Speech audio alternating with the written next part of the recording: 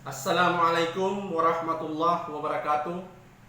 Dalam kesempatan kali ini saya Fadli A. Mansur akan menanggapi klarifikasi dari penasehat hukum Bupati Buol terkait pernyataan saya di media sosial beberapa hari yang lalu atas kejadian pemalangan di ruas jalan nasional provinsi di setiap desa Kabupaten Buol, tepatnya di Desa Inalatan, Kecamatan Bonobogu, Kabupaten Buol. Ternyata ada yang kebakaran jenggot.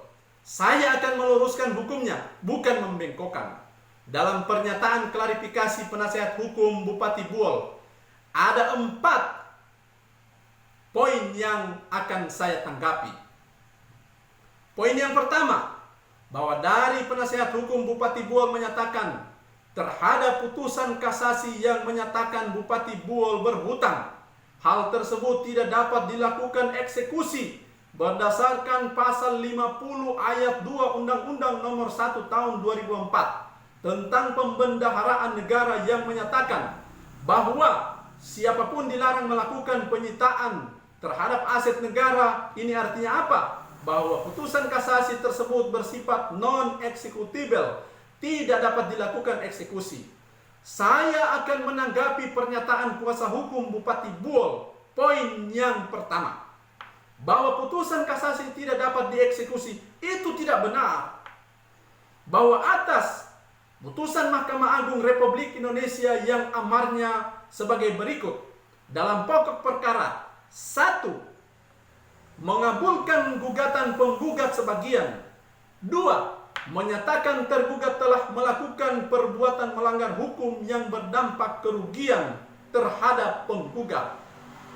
3. Menyatakan layak dan wajar kerugian penggugat secara material sebesar Rp2.037.750.000. Keempat, menghukum tergugat membayar kerugian penggugat secara material sebesar Rp2.037.750.000. Kelima, menolak gugatan penggugat selain dan selebihnya. Yang keenam, menghukum termohon kasasi untuk membayar biaya perkara dalam semua tingkat peradilan yang dalam tingkat kasasi ini ditetapkan sejumlah Rp500.000.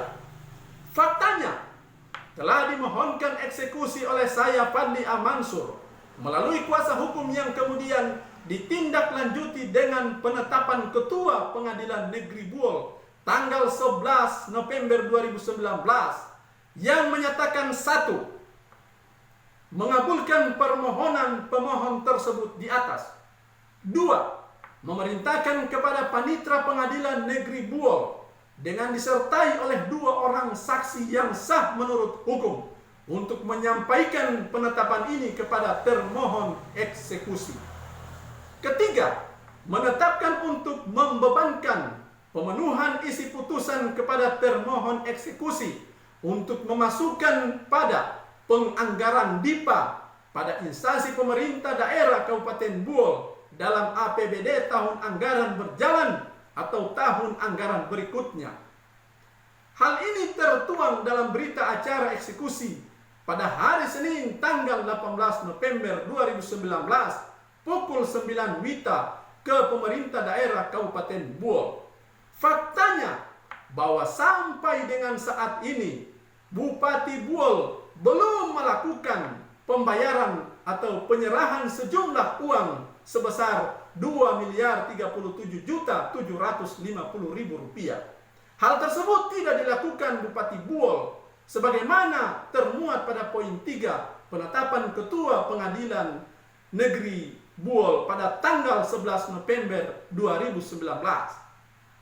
Poin yang kedua, bahwa dari penasehat hukum Bupati Buol menyatakan sehubungan temuan tim gabungan pemerintah daerah Kabupaten Buol pada tahun 2014 diketemukan puluhan jergen minyak bersubsidi yang dijual keluar daerah menggunakan mobil pick up yang diduga dilakukan oleh PT Mitra Niaga Mandiri dan PT Fauzia Jaya Mandiri yang kemudian ditindaklanjuti dengan pembekuan sementara izin yang bersangkutan berdasarkan Undang-Undang Nomor 23 Tahun 2014 tentang pemerintahan daerah dan Undang-Undang Nomor 25 Tahun 2010 tentang penanaman modal bahwa Bupati Buol memiliki hak dan kewenangan untuk membekukan sementara usaha yang bersangkutan sesuai dengan peraturan perundang-undangan. Saya akan menanggapi pernyataan kuasa hukum Bupati Buol pada poin kedua, bahwa adanya temuan tim gabungan puluhan jerigen dijual keluar daerah dilakukan oleh PT Mitra Niaga Mandiri dan PT Fauzia Jaya Mandiri itu tidak benar. Perlu diketahui, pembekuan izin karena pengaduan fitnah seseorang, adanya STPL nomor 54 tanggal 5 Maret 2014 yang kemudian sebagai alasan Bupati Buol menangguhkan izin tanggal 3 April 2014 dengan surat nomor 500 bagian administrasi Ekbang perihal instruksi penangguhan administrasi perizinan. Atas laporan tersebut, Kepolisian Resor Buol tanggal 22 Januari 2015 telah mengeluarkan SP2HP nomor 10 yang tidak cukup bukti karena laporan tersebut hanya berdasarkan alat bukti yang berupa foto atau gambar. Poin yang ketiga, bahwa dari penasihat hukum Bupati Buol menyatakan bahwa terhadap temuan tim gabungan pemerintah daerah Kabupaten Buol tersebut yang diduga dilakukan oleh PT Mitra Niaga Mandiri dan PT Fauzia Jaya Mandiri yang dikendalikan oleh Saudara Pandi Amansur telah dilaporkan ke Polres Kabupaten Buol yang saat ini telah dilimpahkan ke penyidik Polda Suteng yang sedang berproses dalam penyelidikan dan penyidikan. Saya akan menanggapi pernyataan kuasa hukum Bupati Buol pada poin ketiga, bahwa itu tidak benar.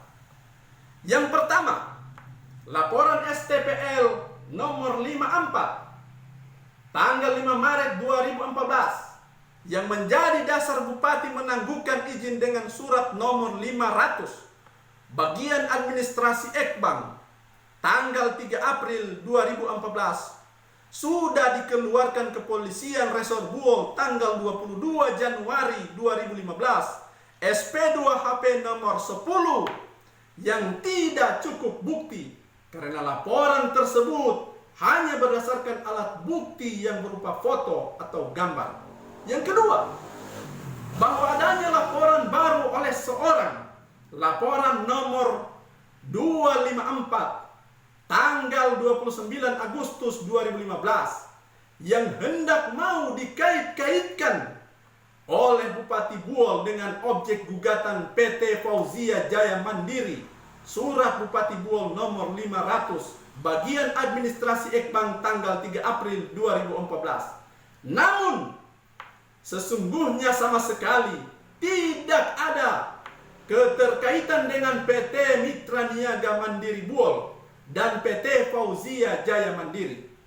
Oleh Polres Buol tanggal 3 November 2015 mengeluarkan SP2HP nomor B105 bahwa Padli Amansur dinyatakan tidak terlibat atau tidak ada kaitannya dengan perkara yang disangkakan kepada Saudara Ruslan S. Sambo.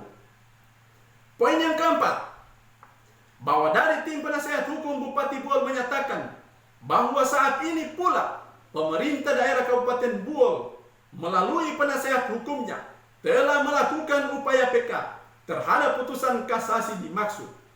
Oleh karena itu, kami meminta kepada Saudara Fadli Mansur untuk tidak sembarang berucap di media sosial agar tidak berimplikasi hukum terhadap perbuatan yang tidak menyenangkan Bupati Buol. Saya akan menanggapi pernyataan kuasa hukum Bupati Buol poin keempat, bahwa berawal dari prinsip PK tidak menangguhkan atau menghentikan eksekusi putusan pasal 66 ayat 2 Undang-Undang Nomor 14 Tahun 1985, Undang-Undang Nomor 5 Tahun 2004 junto Undang-Undang Nomor 3 Tahun 2009 tentang Mahkamah Agung. Ingat, maraknya permohonan peninjauan kembali semata-mata merupakan mode yang dilatar belakangi motif itikat buruk untuk menunda pelaksanaan eksekusi dengan harapan eksekusi putusan dapat ditunda pembayarannya.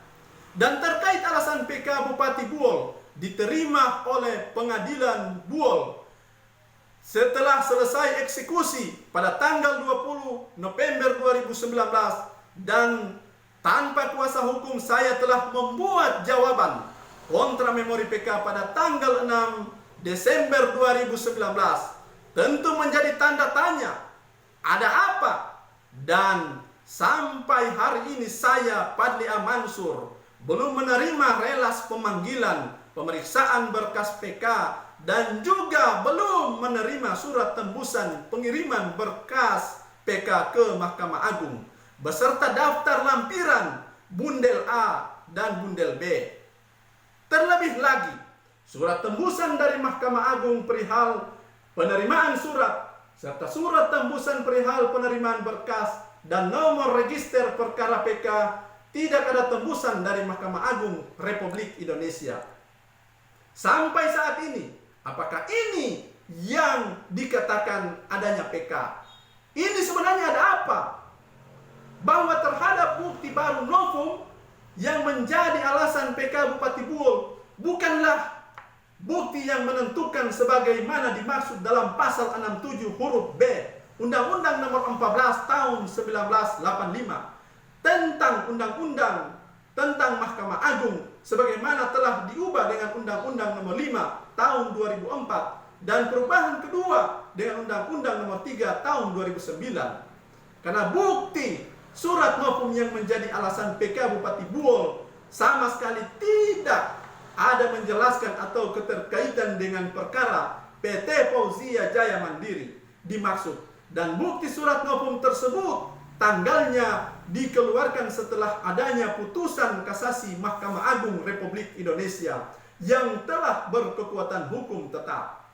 Selanjutnya, terhadap alasan PK Bupati Buol tidak dapat dibenarkan oleh karena setelah meneliti dengan seksama alasan PK Bupati Buol tanggal 20 November 2019 dihubungkan dengan pertimbangan judeks juris, ternyata tidak ada kehilapan hakim atau kekeliruan nyata sebagaimana dimaksud pasal 67 huruf F Undang-Undang tentang Mahkamah Agung.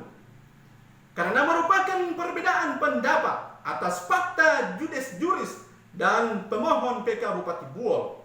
Lagi pula, alasan PK Bupati Buol hanya merupakan pengulangan dan penyesatan belaka dari apa yang sudah dikemukakan dalam persidangan terdahulu, serta tidak terdapat keadaan baru yang dapat menimbulkan dugaan kuat bahwa jika keadaan itu sudah diketahui pada waktu sidang proses pemeriksaan perkara ini masih berlangsung, hasilnya akan berupa putusan yang mengabulkan gugatan penggugat, atau setidak-tidaknya lain dari putusan yang ada sekarang ini. Lagi pula, alasan PK Bupati Buol telah melampaui batas waktu pengajuan PK yaitu 180 hari sejak putusan kasasi Mahkamah Agung Republik Indonesia telah berkekuatan hukum tetap. Mencermati alasan PK Bupati Buol jauh menyimpang dari hukum acara Mahkamah Agung Republik Indonesia yang konsekuensinya harus ditolak atau setidak-tidaknya tidak dapat diterima dalam mewujudkan hukum sebagai semangat Kartika, Cakra, Chandra, Sari, dan Tirta dengan sisi lain hati sanubari dan nurani para hakim yang mencintai penegakan hukum yang berintikan keadilan dengan simbol ira-ira demi keadilan berdasarkan ketuhanan yang Maha Esa. Terhadap tuduhan kepada PT Mitra Niaga Mandiri Buol, faktanya telah menang menggugat Bupati Buol melalui Pengadilan Tata Usaha Negara sampai putusan kasasi Mahkamah Agung Republik Indonesia nomor 621 Katun 2015 dan terhadap tuduhan kepada PT Fauzia Jaya Mandiri faktanya telah menang menggugat Bupati Buol dalam gugatan perdata perbuatan melanggar hukum melalui Pengadilan Negeri Buol sampai putusan kasasi Mahkamah Agung Republik Indonesia nomor 2623 KPDT 2018. Itu adalah bukti nyata suatu kebenaran hakiki.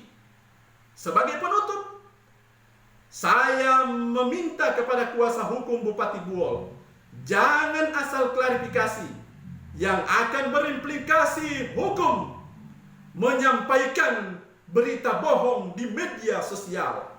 Demikian tanggapan saya, Fadli A. Mansur. Wassalamualaikum warahmatullahi wabarakatuh.